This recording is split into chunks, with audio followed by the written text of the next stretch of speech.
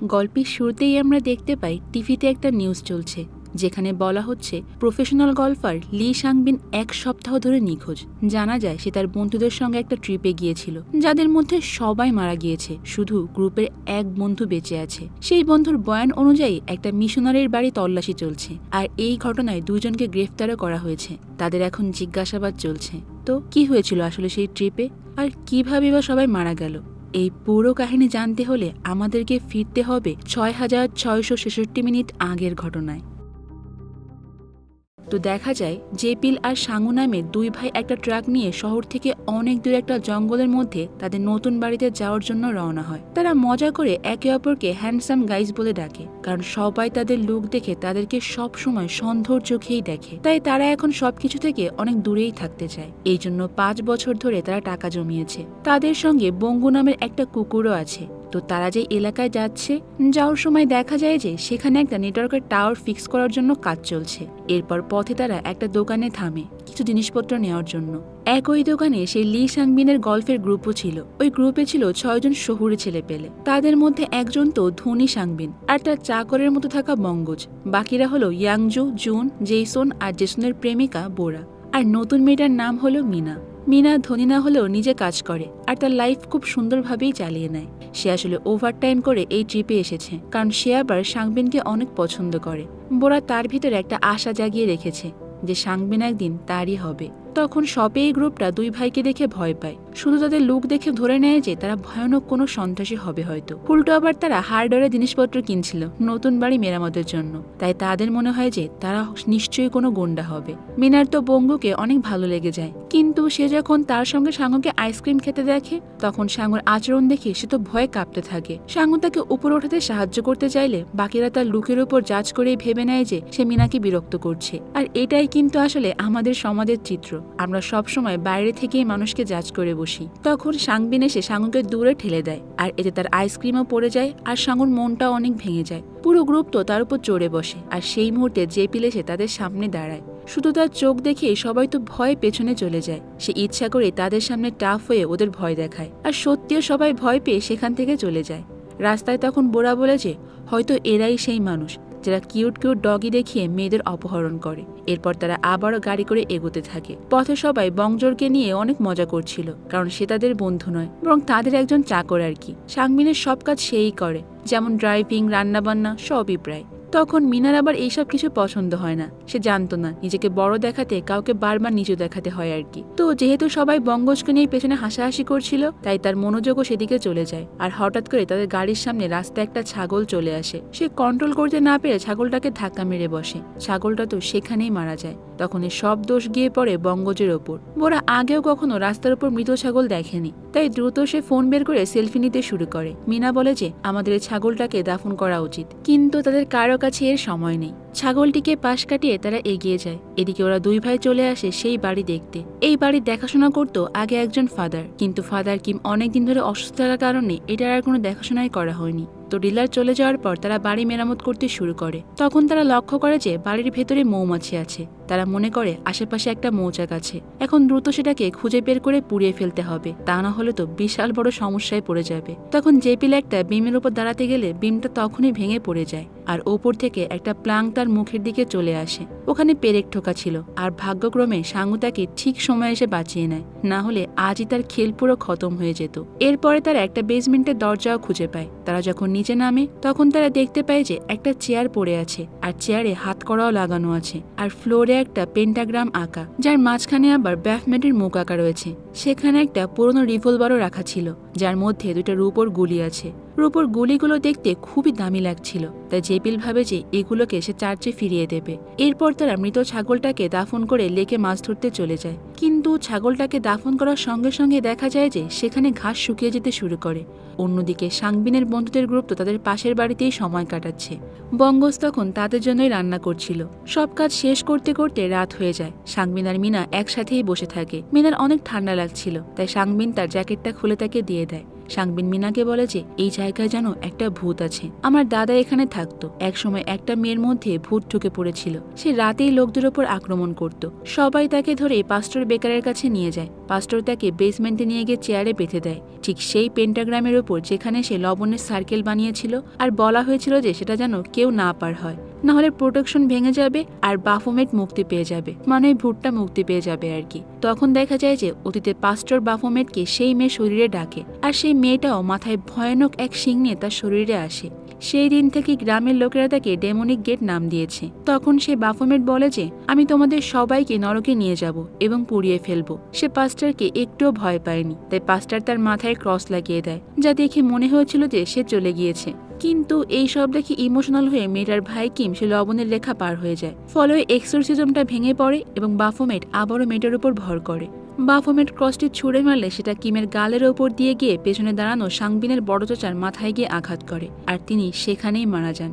পাস্টর তার উপর রিভলভার তাক করে বসে, তখন মেয়েটা স্বাভাবিক হয়ে যায়। কিন্তু এটা ছিল বাফোমেটের একটা কৌশল।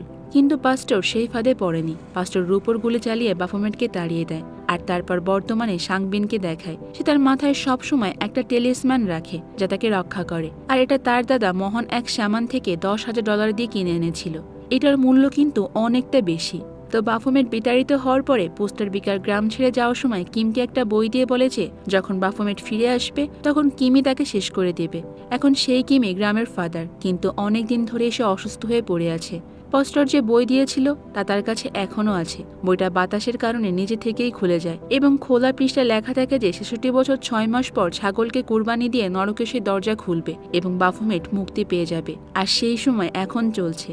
ছাগলটাকে তো ইতিমধ্যেই মেরে মাটিতে পুঁতা হয়েছে এবং নরকের দরজাও খুলতে শুরু করেছে। বাফোমেট এইবার আসবেই, কিন্তু তার আগে ছাগল আবারও জীবিত হয়ে ফিরে আসবে। এদিকে মিনা মনে করছিল যে সাংবিন তাকে এত কিছু বলছে তাই সে নিশ্চয়ই তাকে ভালোবাসে, কিন্তু সাংবিন আসলে তাকে ইউজ করতে চায় যতদিন না সে আমেরিকায় চলে যাবে আর কি। তারপর আর মিনাকে কে দেখবে? বোরা সাংবিনের জন্য নতুন নতুন মেয়েদেরকে নিয়ে আসে, আর এইবার নতুন মেয়েটা হলো মিনা। তারা কথা বলার সময়তে পেছন থেকে মিনা নিজে এইসব কথা শুনে ফেলে, আর তখন বোরাও রাগ করে লেকের দিকে চলে যায়। ওখানে যাওয়ার পর দেখা যায় যে ওই দুই ভাই তখন সেখানে মাছ ধরছিল, আর ওখানে যাওয়ার পর জেসন আর বোরা অনেক ইন্টিমেট হয়ে যায়। তখন মিনা ভাবছিল যে কিভাবে সে এই কয়দিন সাংবিনের সঙ্গে চলবে। তখন সাঙুর বড়শিতে আবার একটা মাছ ধরা পড়ে। তারা দুজন মিলে মাছটা ধরার চেষ্টা করছিল। তখন মিনা তাদের দেখে ভুল বুঝে 1-2 পা করে পিছিয়ে যায়, আর তখন সে প্রায় লেকের পানিতে ডুবে যেতে থাকে। জেপিল তো দ্রুত জলে লাফ দিয়ে তাকে বের করে আনে এবং দুজনে মিনার জ্ঞান ফিরিয়ে আনে। কিন্তু জ্ঞান ফিরে পেয়ে তাদের মারধর করে সে সেখান থেকেই পালিয়ে যায়, কিন্তু পরে পড়ে গিয়ে আবারও অজ্ঞান হয়ে পড়ে। তার অবস্থা গুরুতর দেখে তারা দুইজন তাকে কোলে নিয়ে চলে যায়। এদিকে জেসন আর বোরা এটা দেখে ভাবে যে তারা মিনাকে কিডন্যাপ করে নিয়ে যাচ্ছে। তারা তাড়াতাড়ি করে সাংবিনকে গিয়ে এটা জানায়। এতে সাংবিন তো অনেকটা চিন্তায় পড়ে যায়, কারণ তার ফোনটা মিনার জ্যাকেটের মধ্যেই ছিল, এখন সেটা তার কাছেই আছে। ফোনে কিছু পার্সোনাল ভিডিও আছে যা ফাঁস হয়ে গেলে তার কেরিয়ার পুরোপুরি শেষ। তাই এখন তার ফোনটা তাকে ফিরিয়ে আনতেই হবে, সাথে মিনাকেও আনতে হবে। তারা পুলিশকেও ফোন দিচ্ছিল, কিন্তু ফোন পাওয়া যাচ্ছিল না, কারণ নেটওয়ার্কের টাওয়ারটা বজ্রপাতের কারণে আবারও বন্ধ হয়ে গিয়েছে। এদিকে বঙ্গজ তখনও প্লেট বাটি ধুয়েই চলছে। সাংবিন তাকে ঠেলে তো পুলিশকে ডাকতে পাঠায়। কঙ্গোজও অনেক খুশি ছিল, মনে করছিল যে সে এখন কিছুক্ষণের জন্য তাদের থেকে মুক্তি পেয়ে গিয়েছে। কিন্তু রাস্তায় তাকে আবারও সে ছাগলের মুখোমুখি হতে হয়। আগে সে তাকে ধাক্কা দিয়েছিল, আর এবারে ছাগলটা ম্যাজিকের মতো গাড়ির মধ্যেই ঢুকে পড়ে। ছাগল বঙ্গজকে খেয়ে ফেলার চেষ্টা করে, কিন্তু সে কোনো মতে বেঁচে বেরিয়ে আসে। এইদিকে দুই ভাই মিনাকে ট্রাকে তুলে হাসপাতালে নিয়ে যেতে চায়, কিন্তু প্রচন্ড বৃষ্টির কারণে ট্রাক কাদায় আটকে যায়। তারা ট্রাক চালিয়ে যায়, কিন্তু তখন আবার ইঞ্জিনটাও বন্ধ হয়ে যায়। উপায় না দেখে তারা মিনাকে আবারও বাড়ির ভেতরেই নিয়ে যায়। পরের দিন মিনা চোখ খোলে আর নিজেকে পুরো প্যাকেজ করা অবস্থায় দেখতে পায়। তার ফোন সহ সবকিছু নিয়ে চুপচাপ বাড়ি থেকে বের হতে চায়। নিরাপত্তার জন্য সে একটা লাঠিও সঙ্গে নেয়। সেই সময় জেপিল তার সামনে এসে পড়ে, তখন সে লাঠি দিয়ে তার মাথায় আঘাত করে। ভাগ্যক্রমে সেটা কাঠের মধ্যে আটকে যায়, না হলে জেপিল গুরুতর আঘাত পেত। এর কিছুক্ষণ পর তাদের সঙ্গে কথা বলে মিনা বুঝতে পারে যে তারা খারাপ লোক নয়, বরং তারা তার ওই নিজের গ্রুপ থেকে অনেক ভালো, কারণ সাঙ্গু তার জন্য পুরো বুফে খাবারের ব্যবস্থা করেছে। কিছুক্ষণ পর তো তার সেই ফেক বন্ধুদের গ্রুপটাও এই বাড়িতে চলে আসে। ইয়াংজু একটু গোয়েন্দা সেজে বাড়ির কাছে এসে দেখতে পায় যে মিনাকে তারা বেশ অত্যাচার করছে, যদিও আসলে সাঙ্গু তাকে বাসন ধরার জন্য নিষেধ করেছে। এদিকে জেপিল বাড়ির পেছনে পড়ে থাকা খোকলা গাছ কাটছিল, দুর্ভাগ্যবশত ওই গাছেই ছিল মৌচাক। মৌমাছির দল তাকে তখনই আক্রমণ করলে সে দৌড়াতে থাকে। ইয়াংজুন দেখে মনে করেছিল যে জেপিল তাকে মারতে আসছে, তাই সেও ভয় পেয়ে পালিয়ে যায়। জেপিলকে পাগল হয়ে সেদিকেই আসতে দেখে, তাই বাকিরাও তখন পালিয়ে যায়। আর শেষ পর্যন্ত বোরা পেছন থেকে ভাবে যে সে আজ মারাই যাবে। জেপিল এসে তাকে বলে যে তোমার বন্ধুকে নিয়ে চলে যাও। বোরা তো রেগে গিয়ে গাছে একটা লাথি দেয়, কারণ তার বন্ধুরা তাকে পেছনে ফেলে পালিয়ে গিয়েছে। সে গাছে লাথি মারলেও গাছের ওপরে একটা শুকনো সরু ডাল নিচে পড়ে যায়। মৌমাছিরা সব সেখানে এসে বসাতে ভারসাম্য হারিয়ে ডালটা নিচে পড়ে বোরার বডির মধ্যেই ঢুকে যায়, আর বোরা সেখানেই মারা যায়। তখন দেখা যায় যে তার মৃত্যুর সঙ্গে সঙ্গে পেন্টাগ্রামের 1 নম্বর অক্ষরে আগুন জ্বলে ওঠে, অর্থাৎ নরকের দরজা খোলার একটা ধাপ কমে গিয়েছে।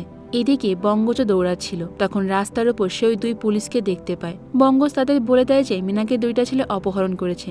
পুলিশের চিফ এই খবর পেয়ে বুঝতে পেরে যায়, কারণ ওই 2 ভাইয়ের ওপর তাদের আগে থেকেই সন্দেহ ছিল। বোরার বন্ধুরা তার দেহের কাছে গিয়ে ভাবে যে জেপিল তাকে মেরেছে, তাই তারা পালানোর বদলে এখন প্রতিশোধ নেওয়ারই সিদ্ধান্ত নেয়। তবে ইয়াংজুন বলে যে তুমি কি হরর মুভি দেখো না? এমন সিদ্ধান্ত নিয়ে সবাই কিন্তু মরে, কিন্তু কেউ তার কথা শুনল না। অন্যদিকে মিনা তো সাঙ্গুর সঙ্গে কাজ করছিল। জেপিল তাদের দেখে অনেক বিরক্ত হচ্ছিল। সাঙ্গুর সবজির বাগান তৈরির জন্য পুরো প্ল্যান তৈরি করছিল, কিন্তু মিনা বলে যে আমি ওটা করতে চাই। সাঙ্গু তখন তাকে গান চালানো শেখায়, আর মিনা একবারেই বেশ ভালোভাবে গান চালানো শিখে যায়। এদিকে এই সব দেখে সবাই ভাবে যে সাঙ্গু নিজেই মিনাকে দিয়ে নিজের কফিন তৈরি করাচ্ছে। এই সময় জেপিল একটা কাঠ কাটার মেশিন দিয়ে কাঠের টুকরো কাটছিল। জেসন তখন একটা ছুরি নিয়ে জেপিলকে মারতে আসে, কিন্তু সে ছুরি মারলেও উল্টো ছুরিটা তার নিজের পায়েই ঢুকে যায়। এদিকে সাংবিন আর ইয়াংজুন তো সাঙ্গুর উপর আক্রমণ করে, কিন্তু তাদের সামনে একটা গর্তে পানি জমে বিদ্যুৎ থাকার কারণে সাংবিন সেখানে পা রাখতে অজ্ঞান হয়ে পড়ে। ইয়াংজুনের পা তখন জালের মধ্যে আটকে সে ওই প্ল্যান্টারের মধ্যে পড়ে যায়, আর সেখানে তখন অনেকগুলো পেরেক ছিল, কিন্তু তখন সে কোনো মতে বেঁচে যায়। কিন্তু তার ওই গলফ ক্লাব গিয়ে নিজের মাথায় পড়ে, আর এতে সে আর বাঁচতে পারে না। জেসন এসে তখন জেপিলের উপর ঝাঁপিয়ে পড়ে, কিন্তু জেপিল কাঠ তুলতে নিচে ঝুঁকে পড়ার কারণে জেসন সরাসরি কাঠের মেশিনের মধ্যেই পড়ে যায়, আর এই মেশিনটা তার শরীরকে পুরো দৈত্যের মতোই চিবিয়ে ফেলে। এই সব কিছু দেখে তো জেপিল পুরোপুরি শকড। তখন সে সাঙ্গুকে খবর দিতে গিয়ে তো বড় একটা ধাক্কা খায়, কারণ সেখানে অলরেডি 2টা লাশ পড়ে আছে। তো মিনা তার ফ্রেন্ডদেরকে এরকম মৃত দেখে তো অসুস্থ হয়ে পড়ে। সাঙ্গু তাকে ভেতরে নিয়ে গিয়ে শুইয়ে দেয়, আর এই মুহূর্তে নরকের দরজা খোলার 2 ধাপ আরো এগিয়ে গিয়েছিল। পুরো 3 ধাপ এখনো হয়নি, কারণ সাংবিন এখনো মারা যায়নি। দরজা খোলার জন্য মোট 5 জনের কুরবানি দরকার ছিল। তো সাঙ্গুর বলে যে আমাদের পুলিশকে সব কথা জানানো উচিত ছিল, কিন্তু জেপিল জানতো যে পুলিশ তাদের কথা শুনবে না, বরং সরাসরি তাদের জেলে ঢুকিয়ে দেবে, কারণ এখন পর্যন্ত কেউই তাদের কথাগুলোকে শোনেনি। সবাই তাদের সম্পর্কে আগে থেকেই জাজ করে ফেলে। সাঙ্গু বলে যে হয়তো এই ছেলেরা জঙ্গলে মরে যাবার জন্যই এসেছে, কিন্তু জেপিলের ধারণা আলাদা ছিল। সে বিশ্বাস করত যে এই ঘটনা কোনো কাল্ট মেম্বারদের কাজ, যারা নিজেদের কুরবানি দিচ্ছে, আর মিনা তাদের কাল্ট থেকে বেরিয়ে এসেছে। তো কিছুক্ষণ পর বঙ্গোৎসহ 2 পুলিশ সেখানে এসে পৌঁছায়, আর ওই ভাইদের ট্রাক থেকে পড়ে যাওয়া একটা রড পুলিশের গাড়ির ফুয়েলের ট্যাঙ্কের মধ্যে ঢুকিয়ে দেয়, আর ফুয়েল লিক করা শুরু করে। তো পুলিশ সেখানে গিয়ে তাদের লাশ পেয়ে যায়, আর জীবিত সাংবিনকেও খুঁজে পেয়ে যায়। সে তাদের বলে যে ওই 2 ভাই বেশ চালাক, চারিদিকেই তারা ফাঁদ পেতে রেখেছে। তো চিফ তো একাই বাড়ির ভিতরে ঢুকে দেখতে পায় যে 2 ভাই এক রুমেই ছিল। চিফ তাদের দরজা ভাঙার চেষ্টা করে, কিন্তু ভুল দিক থেকে লাথি মারে। তখন 2 ভাই তার সামনে এসে ধরা দেয়, কিন্তু তখন সে একটা বিমে ধাক্কা খায়। বিমটা তো পড়ে গিয়ে তার মাথায় পেরেক সহ কাঠ এসে ঢুকে পড়ে। চিফ মনে করে যে এটাও একটা ফাঁদ। সে তখন নিজেকে কোনো মতে সামনে নেয়, কিন্তু ভুল করে তার হাত গিয়ে লাগে গরম কেটলির ওপরে, যার কারণে তার হাতে থাকা গুলি চলতে থাকে। তখন একটা গুলি গিয়ে লাগে ঝাড়বাতির ওপরে, আর সেটা তখন খুলে সোজা চিপের মাথায় গিয়েই পড়ে। এই অবস্থায় চিপ বাড়ি থেকে বের হয়ে পড়ে, এবং তার হাত থেকে আবারও গুলি চলে, আর এতে তো গাড়ির ফুয়েলে আগুন ধরে যায়, আর অফিসার নামও তখন আগুনে পুড়ে যায়। এটা দেখে তো সাঙ্গু তখন দ্রুত 2 বোতল পানি এনে আগুনে ঢেলে দেয়, কিন্তু পানি ঢালতে আগুন যেন আরো বেশি দাউ দাউ করে জ্বলে ওঠে, কারণ এই বোতলের ভেতরে আগে থেকেই ছিল থিনার। তখন এই গাড়িটা ব্লাস্ট করার সঙ্গে সঙ্গে নামও ছাই হয়ে যায়, আর এই বিস্ফোরণ থেকে সেই রডটা গাড়ির নিচ দিয়ে বের হয়ে চিপের মাথায় এসে লেগে সেও ওখানে মারা যায়। এরপরে সাংবিন তখন নামের কাছে থাকা গুলিটা তুলে তাদের দিকে গুলি করতে থাকে। 2 ভাই তো দ্রুত বাড়ির ভেতরে লুকিয়ে পড়ে। তারপর তারা বঙ্গকে ধরে বলে যে একে বাঁচাতে হলে বাইরে আসো। তার জন্য সাঙ্গু সম্পূর্ণ একটা সেফটি নিয়ে বাইরে চলে আসে। বাইরে গেলে সে তাদের দিকে নীল গান ছুটতে থাকে। তখন সুযোগ বুঝে জেপিল লুকিয়ে বঙ্গকে নিয়ে পালায়, কিন্তু একটু পরেই তারা ধরা পড়ে যায়। এদিকে মিনাও গ্লানে ফিরে এসেছে, আর ফাদার কিমও হঠাৎ করে জেগে উঠে পাস্টর থেকে পাওয়া বইটি হাতে নেয়, যেখানে লেখা ছিল যে 66 বছর 6 মাস পরে 5 নোংরা আত্মা একটা ছাগলকে কুরবানি দেবে। অর্থাৎ মিনাবাদে সেই 5 জনের কথাই বলা হয়েছে, আর একজন মূর্খ লোক থাকবে, সে ভালো ও মন্দের পার্থক্য করতে পারবে না। তার মানে চিফকে বোঝানো হয়েছে। এরপরে বাফোমেট বেরিয়ে এসে পুরো পৃথিবীটাকেই পুড়িয়ে দেবে। প্রায় সব ভবিষ্যৎবাণী পূর্ণ হয়ে গিয়েছে। তাই ফাদার বাফোমেটকে আটকাতে বেরিয়ে পড়ে।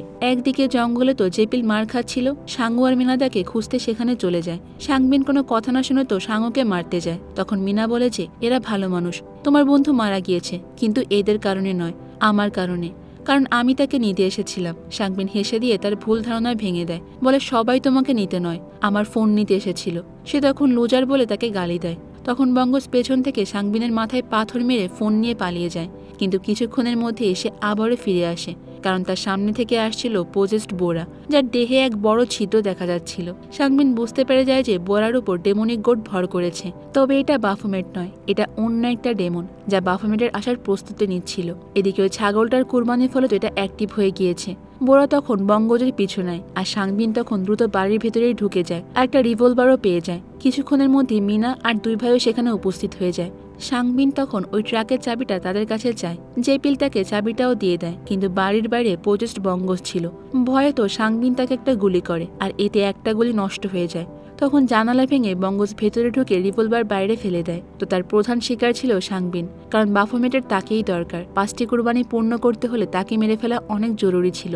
বাফোমেট সাংবিনকে মেরেই ফেলবে। তখন সাংবিন তার সামনে এসে টেলিস্যামনটা ধরে রাখে।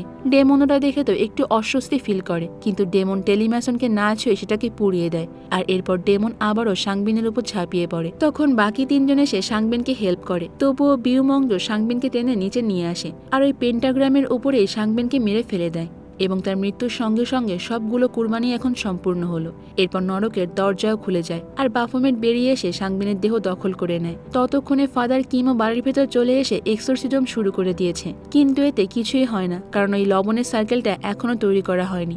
বাফোমেট তাকে একটা থাপ্পড় মেরে অনেক দূরে ফেলে দেয়। পাস্টরের কাছে বড় হয়েও ফাদার এখনো কিছুই শেখেনি। এখন তো বাকি 3 জনের পালা।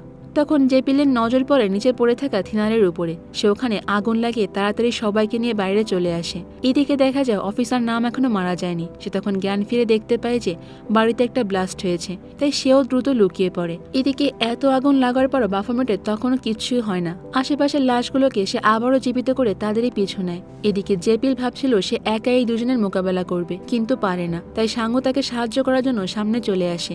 এরপর তারা করাত দিয়ে প্রথমে চিফকে কেটে ফেলে, তারপর ইয়াংজনের মাথাও কেটে ফেলে, কিন্তু বাফোমেটের সঙ্গে তারা টিকতে পারছিল না। তখন ফাদার কি মিনাকে বলে যে সিলভার বুলেট সহ গুলি খুঁজে বের করতে হবে, কারণ শুধুমাত্র সেই গুলি মারলে বাফোমেটকে পরাস্ত করা যাবে। মিনা গুলিগুলোকে খুঁজতে থাকে। গুলি খুঁজে পেলেও সেটা ভাঙা ছিল, এবং বাকি শেষ গুলিও ছিল বঙ্গর কাছে। গুলি পেলেও তো শুট করবে কিভাবে, কিন্তু মিনার নীল গানের মধ্যে গুলি ঠকিয়ে দেয় দেখতে পেয়ে ডেমনটা নর্মাল হয়ে যায়, আর মিনাকে ফাঁদে ফেলার চেষ্টা করে, কিন্তু মিনা তার ফাঁদে পড়ে না। সে ট্রিগারটা চাপ দেয়, তবে গুলি সেখান থেকে বের হয় না, কারণ এই কম্প্রেসারটা প্লাগ করা ছিল। এই সুযোগে ডেমন তাকে ধরে ফেলে, তবে তখন আবার ওই 2 ভাই এসে তাকে সাহায্য করে আর প্লাগটা লাগিয়ে দেয়। মিনা ডেমনকে গুলি করে, গুলি লাগতেই তার মাথা অদৃশ্য হয়ে যায়, আর ডেমনও বেরিয়ে আসে। তখন আকাশ থেকে একটা বড় হাত এসে তাকে ধরে নিয়ে যায়। আকাশ থেকে কালো মেঘগুলো সরে সকাল হয়, আর নরকের দরজা আবারও বন্ধ হয়ে যায়। এরপর আমরা সেই বইয়ের পুরো ভবিষ্যৎবাণী থেকে জানতে পারি যে যখন বাফোমেট পৃথিবীকে পুড়িয়ে দেবে, তখন ঈশ্বর 3 জন ফেরেস্তা পাঠাবে। আসলে সেটা জেপিল, সাঙ্গু আর মিনাকেই বুঝিয়েছে, আর সঙ্গে থাকবে বঙ্গু। আকাশ থেকে আসা হাতটি ঈশ্বরের হাত ছিল, আর সাংবিনের দেহও পুড়ে গিয়েছে, তাই এখন কেউই জানে না যে সে কোথায় আছে। সে গায়েব হওয়ার জন্য এই 2 ভাইকে আটক করা হয়েছিল। পরে অবশ্য ছেড়েও দেওয়া হয়, কারণ অফিসার নাম তাদের পক্ষে সাক্ষ্য দিয়েছিল, এবং পুলিশের গাড়ির ড্যাশক্যামে ঈশ্বরের হাতটা ক্যাপচার হয়েছিল, যা অনলাইন জগতে প্রায় ভাইরাল হয়ে যায়। কেউ কেউ তো বলে এটা মোটেও সত্য নয়, সবই এআই দিয়ে করা হয়েছে। এরপরই মিনা সে 2 ভাইয়ের সঙ্গে থাকতে শুরু করে, আর মানুষকে এইভাবে লুকের ভিত্তিতে জাজ করা বন্ধ করে দেয়। আর এখানেই আমাদের আজকের এই সাসপেন্স আর ভরপুর থ্রিলারে ভরা মুভিটা শেষ হয়ে যায়। তো বন্ধুরা, আজকের মুভিটা তোমাদের কাছে কেমন লেগেছে? আমি জানি মুভিটা একটু জটিল, তবে মন দিয়ে দেখলে তোমরা সবটাই বুঝতে পারবে। তো আজ এই পর্যন্তই থাক। দেখা হবে অন্য কোনো সুন্দর মুভির গল্প নিয়ে ভিন্ন কোনো সময়ে। ততক্ষণ পর্যন্ত তোমরা সবাই অনেক বেশি ভালো থাকবে এবং নিরাপদে থাকবে, আর অবশ্যই তো কুহেলিকার সঙ্গেই থাকবে, তাই না? আল্লাহ হাফেজ।